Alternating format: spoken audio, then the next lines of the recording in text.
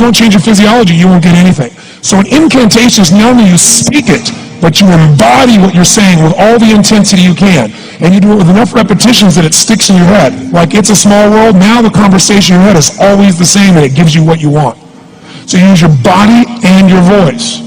So 17 years ago, I started doing things. I was working for Jim Rohn, this speaker, and I was 17 years old. I had long hair, minestrone soup, acne on my face.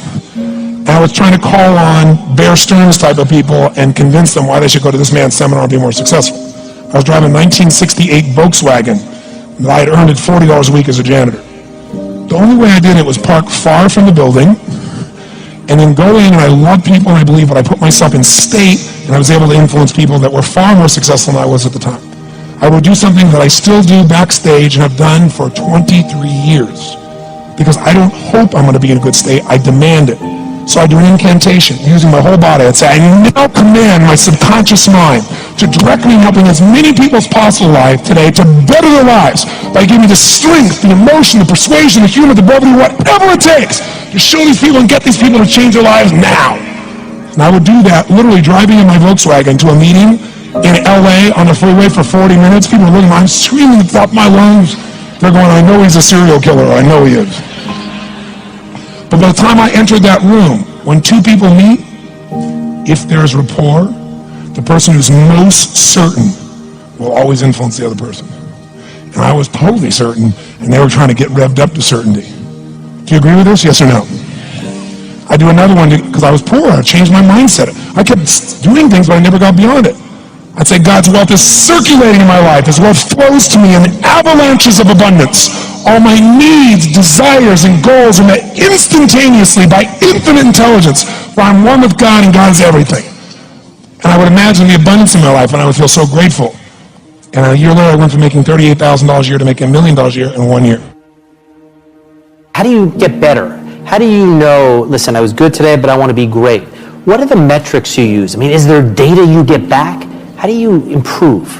Well, we have all the social media data, which we use big data to take a look at, but I also look at it individually because there's nuances that you pick up in that way. So I feed that, look at that. But my biggest piece is watching the audience, and then, every day of my life I get feedback. I'm walking down the street, a dozen people come and tell me these beautiful stories, how their life has changed. And very much like she shared earlier, they'll give me way too much credit. So I always straighten out and go, look, you did this, I'm glad I got to help. And I try to keep that balance with everybody. But my measurement is both emotional state impact as well as execution. Did they lose 20 pounds? Did they go turn their business around? My business is organized around, I really want to help people improve all the qualities, areas of their life, but there's about 7 that matter the most. It's your body, it's your emotions, it's your relationships, it's the way you manage time, it's finances, it's your work, and it's the spiritual side of life. And so what I spent my life doing is modeling people that are the best of the world. You find a couple who've been together for 65 years in their 80s, late 80s, and they're still making love and passionate, not just hanging out. They're not lucky, they're doing something different. So I'm constantly finding those patterns so that hopefully I can compress decades into days. I can learn from those decades of life experience, say that, bring the answer here to myself and others and see a measurable impact.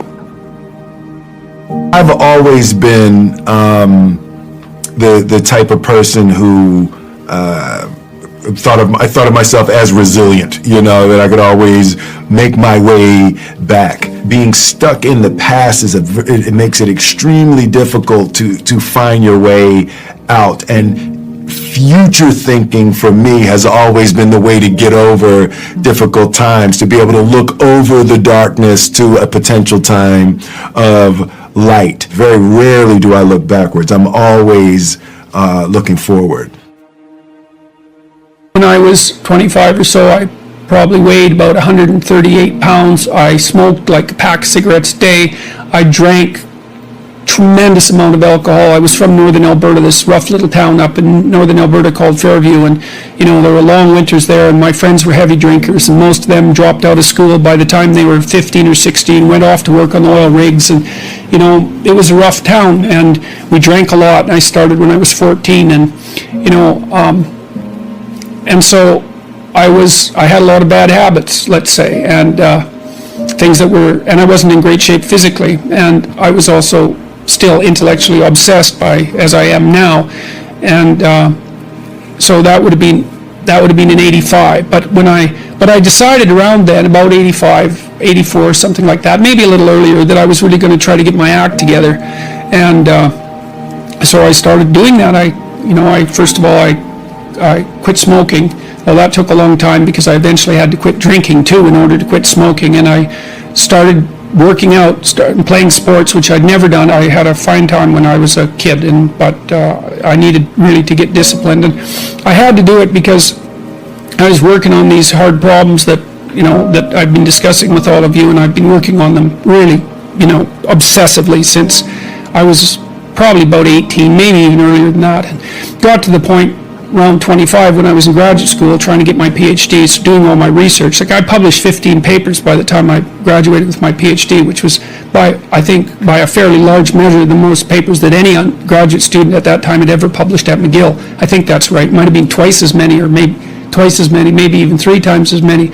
And at the same time, I wrote Maps of Meaning, which was a terribly difficult thing to do, because I was writing about 3 hours a day doing that, and I couldn't do all that and continue with my misbehavior, my sort of, what would you say, my hedonistic, my massive hedonistic consumption of alcohol and all of that. I just couldn't keep it up, and also work seriously on the issues that were at hand. So, I had to stop. That's a sacrifice. I had to stop messing about and straighten myself out.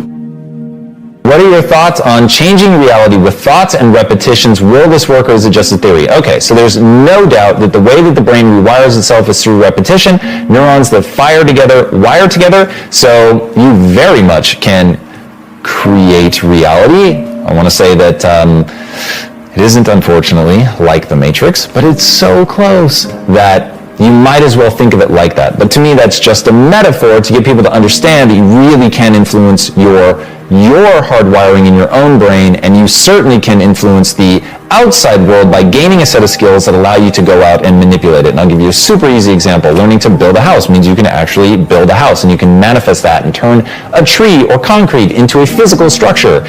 So you can definitely have that kind of influence. You can obviously influence other people by learning about psychology. So all of these things are very, very possible. You need to bet on your strengths and don't give a about what you suck at. You're gonna, way too many people in this room are going to spend the next 30, 40 years of their lives trying to check the boxes of the things that they're not as good at, and that you're going to waste a load of time and lose. I highly recommend auditing yourself, or if you have no empathy or EQ or self-awareness, then find somebody in your family or friendship that does, and let them tell you who you are. And once you believe that, either for yourself or someone else,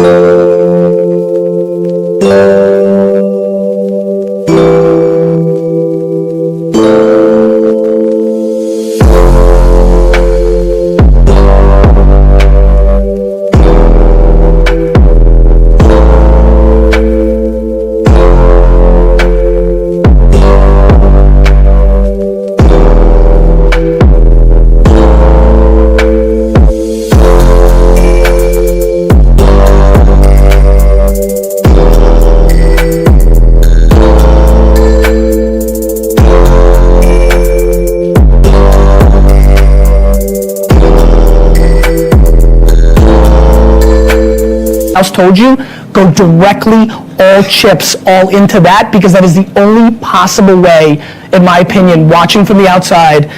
That is, let me rephrase, that is a very highly likely way of over-indexing, because the truth is, if you want to be an anomaly, you've got to act like one.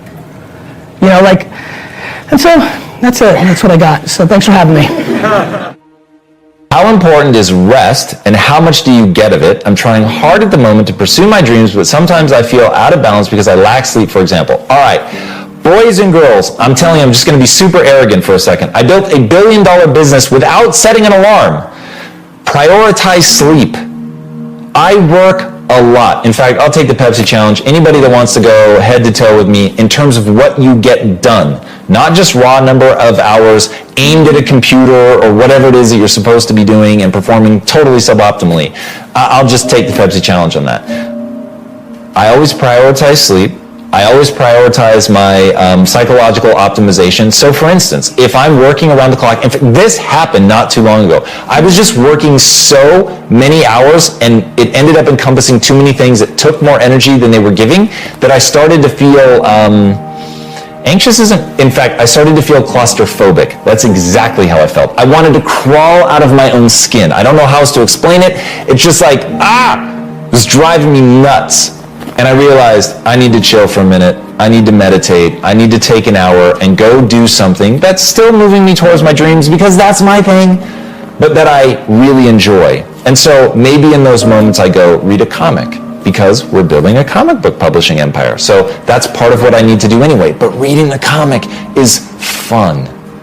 I also need to meditate and just literally breathe from my diaphragm. So get the sleep that you need. That's super critical. You do not need to set an alarm. Sleep as much as you need to. And by the way, if you're doing things that are exciting to you, I know people, some of you are going to believe me because hopefully I've earned the credibility with you up to this point, and some of you are going to call total bullshit. You can ask my wife. I can set an internal alarm clock in my mind only if I'm excited about it.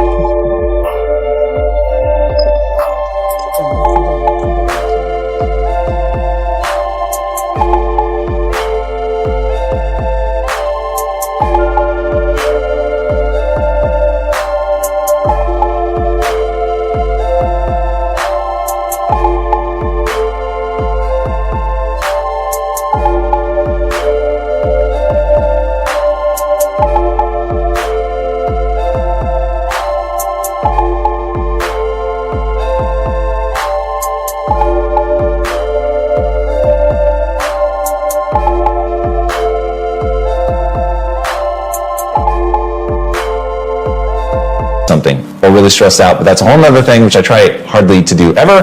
But when I'm really excited about something, I can set an internal alarm clock. This morning I told myself, wake up at 4:15.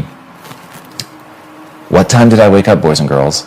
Not 4:14, not 4:16. I woke up at 4:15 because that was the time that I told myself to wake up.